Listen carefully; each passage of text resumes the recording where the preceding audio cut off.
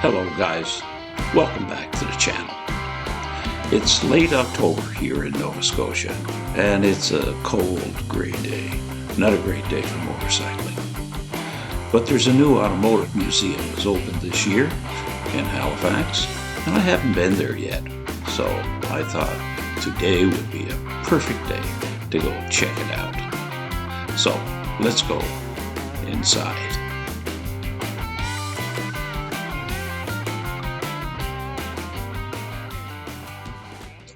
Well, I see there's a Aston Martin there on the left. I'm not ready for that yet. We'll go straight ahead.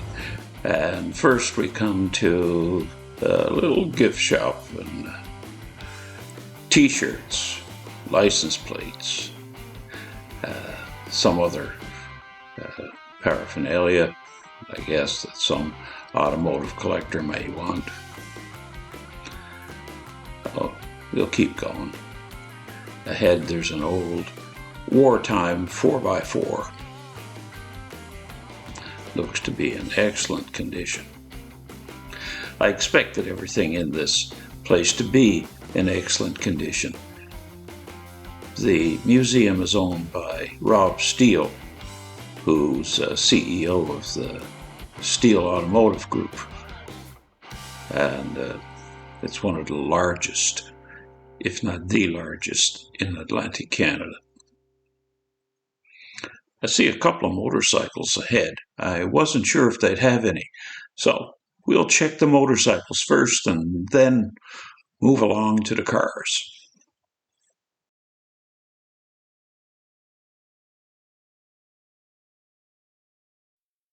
Well, the first one is an old BSA wartime bike. Looks to be in great condition. Helmet is still on the seat, ready to go. And now we have an old Cotton 1932. I'm not familiar with that brand. I guess it's died a few years ago.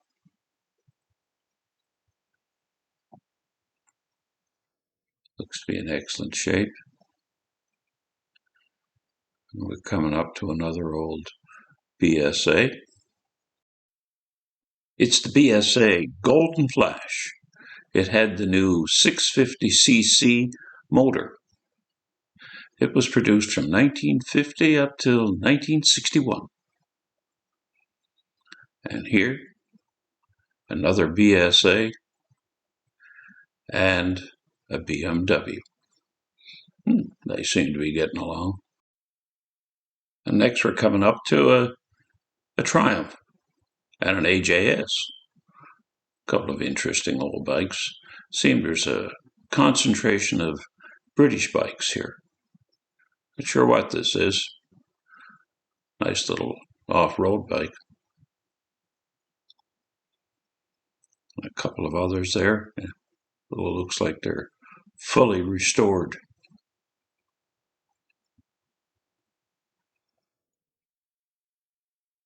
Little three-wheeler next to it. And a couple of choppers. And from the motor, the one closest to me, it's got a BSA motor. And next to it is a chopper with a 4-cylinder Honda motor. Both rigid frames. Nice work.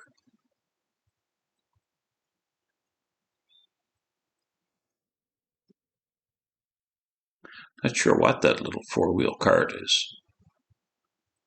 Anyway, wow, look at this Indian. Holy moly. Big Indian with a patriotic paint job, if you're a U.S. citizen, but a sidecar. Yeah, and that is nice. That is a real nice job. Wow.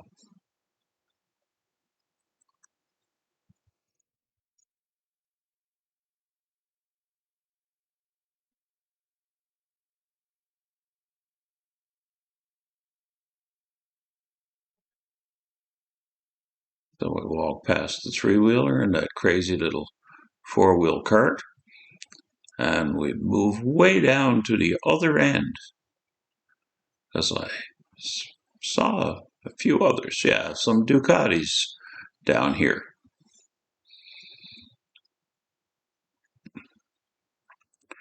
So we're getting a mixture. We've had mostly British bikes and now the Ducatis.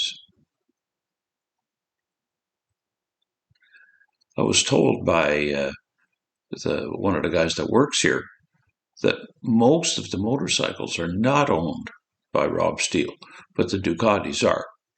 The others were placed in the museum by a motorcycle collector.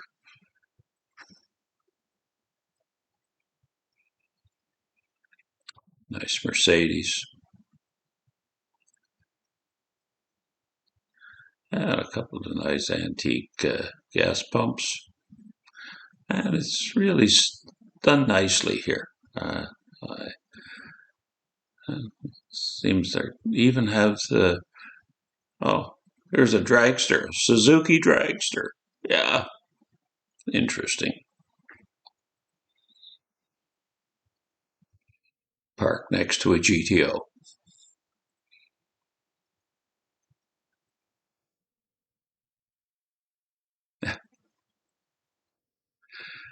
Now, a couple more.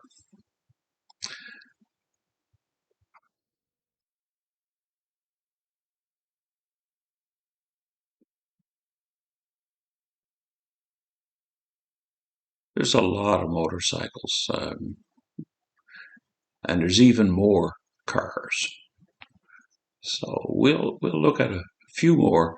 I don't want to bore everyone with this, but this is really an impressive display.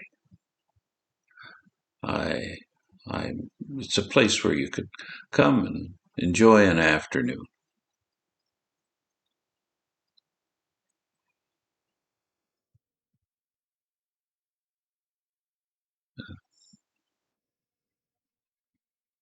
Ahead, there's a Airstream Diner. I'll stop in there later, get something to eat. And we have a Harley, sort of a Harley golf cart with Evel Knievel written on it. I don't know if he used a golf cart to get around through some of his jumps, but anyway, it's nicely done.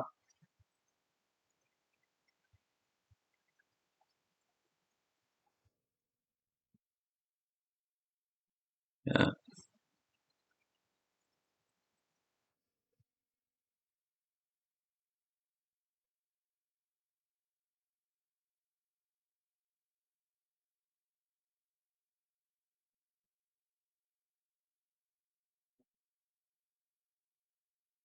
The Love Bug, number 53, Herbie, and next to it, Burt Reynolds' Trans Am.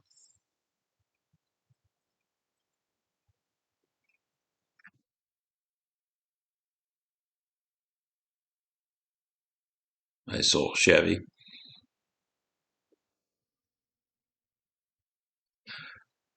Some Ferraris.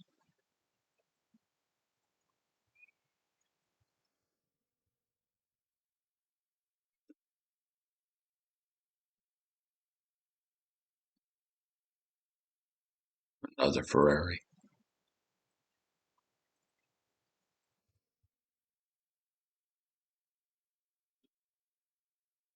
And another.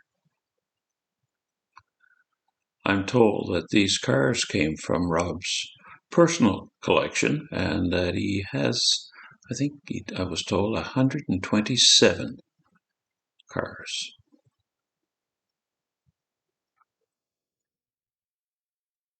Some Corvettes and a Dodge Super Bee up ahead.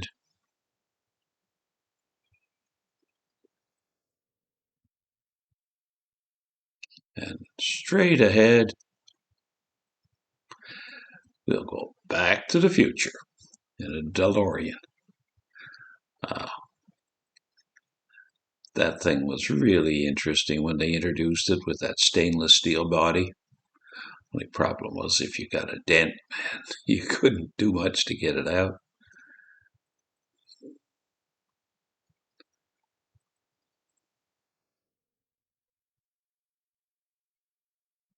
The Lorien Motor Company, written on the motor. An old Woody Cabriolet.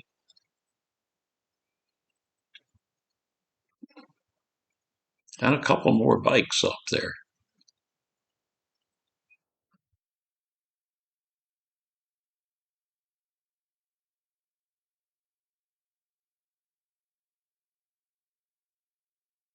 An Ariel and a Harley.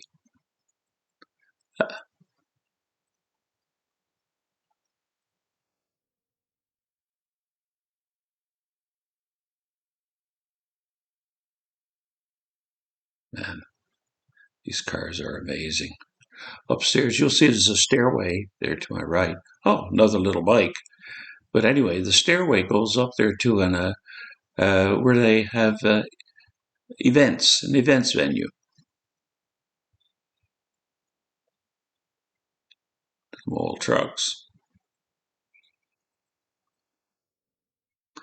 I get my finger in the lens sometimes. I apologize.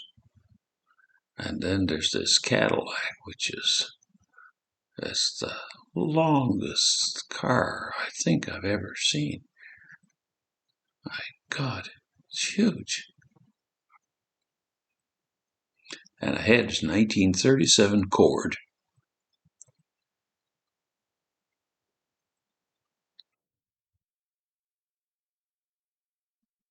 And next to it is an old Chev Deluxe Cabriolet.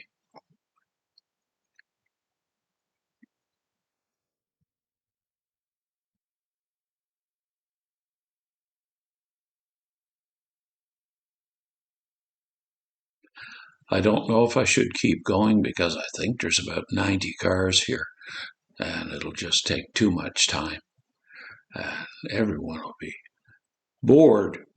So I'll try to show a few more things.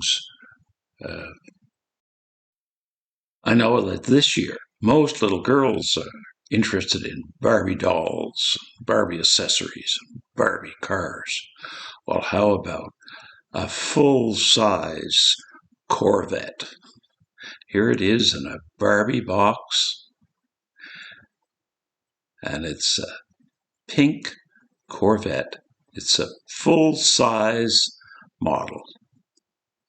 Just what every little girl needs, maybe even some big girls.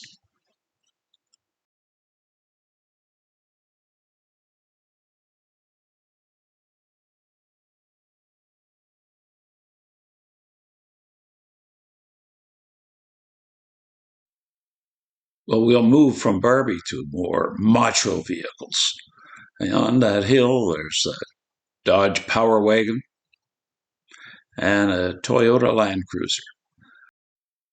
The Power Wagon was famous for its off-road capabilities. This is a 1979 model.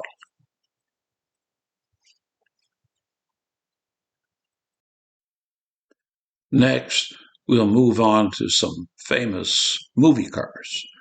Well, here's Vin Diesel's RX-7 from the Fast and Furious movie. I found it interesting that they not only had these cars in impeccable condition and displayed very nicely, they also had some film clips showing the car in action.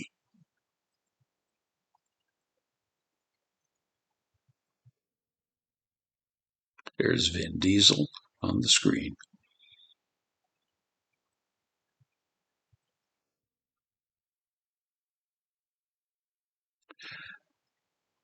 And next to Vin Diesel's RX-7 is the General Lee. The famous car from the TV series, The Dukes of Hazzard. It's been quite controversial in recent years because of the Confederate flag on the roof. On the screen above it There's some film clips which sure brings back memories of that old TV series. I can remember watching it years ago.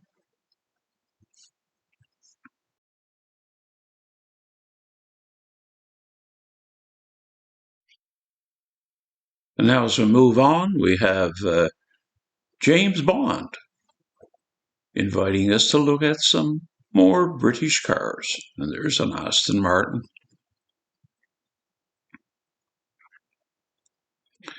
That's Rob's personal car, and it's actually registered for this year. There's an MGB GT, and next to it is a Rolls Royce. And up there, that's a Ferrari, and next to it is that Ford GT40. There's an older Ferrari down there. There's quite a few of them here.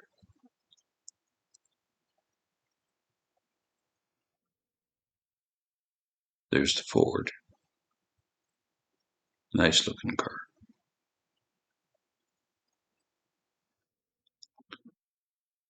And then we have the Ford Mustang. It looks like probably a 1965, I guess. Could be a 64 and a half, the first year they came out. But it's an early model. And now we have the Lamborghinis. Lamborghini Countach. A couple of them there. Next to a Lotus. A lot of really nice, really expensive cars are here. I'm going to end this video shortly. There's many more cars here to see, and much more to see and do than I have been able to show you. I'd suggest that if you have the time and if you're in the area, come and see it in person.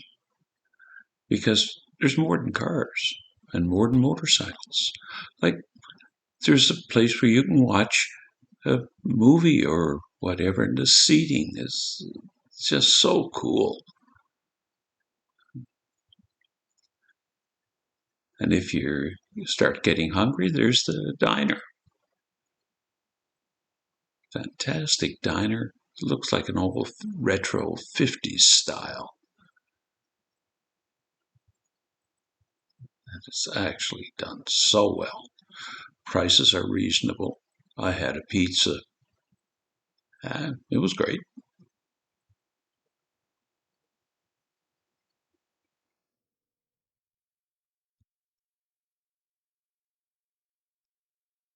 And then if you want to learn about auto history, Nova Scotia's automobile history is all laid out. It's all color-coded so you can follow it from the early days right up to present time.